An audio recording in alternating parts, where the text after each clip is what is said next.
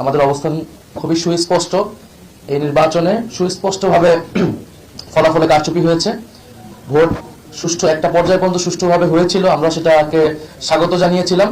কিন্তু ফলাফল যখন ঘোষণা করার সময় হয়েছে, ওই সময়টাতে স্পেসিফিক অনেকগুলো আসনকে টার্গেট করে আপনারা দেখেছেন বাংলাদেশ খেলাফত মজলিসের আমির আল্লামা মামুনুল হক ঢাকা 13 সেই আসন, ঢাকা 8 আসন, বাংলাদেশ জামাত ইসলামের সেক্রেটারি জেনারেল আসন, এরকম স্পেসিফিক কয়েকটা আসনকে টার্গেট করে সেটার ফলাফল পরিবর্তন করে দেওয়া হয়েছে। কেন্দ্রগুলোকে দখল করে সেই কেন্দ্রে জোর করে প্রশাসনকে ব্যবহার করে সেই ফলাফল পরিবর্তন করা হয়েছে। এখন যেই প্ল্যানের কথা আমরা শুনেছি, আমরা সেই প্ল্যানের একটা বাস্তবায়ন বা সেই প্ল্যানের একটা স্বরূপ কিন্তু এই নির্বাচনে আমরা দেখতে পাচ্ছি।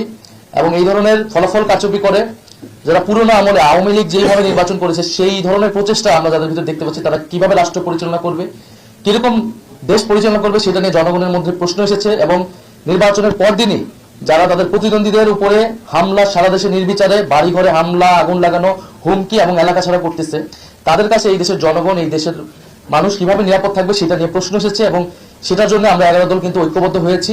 এবং ডক্টর শফিকুর রহমান বলেছেন স্পষ্টভাবে যে এটার জন্য রাজপথে নামার প্রয়োজন হলে আমরা সেটার প্রস্তুতি নিচ্ছি। কারণ এই দেশের মানুষকে, যারা 11 দলের পক্ষে নির্বাচনে কাজ করেছে, নেতাকর্মী সমর্থক, তাদেরকে হেফাজত করা, তাদেরকে রক্ষা করার দায়িত্ব আমাদের।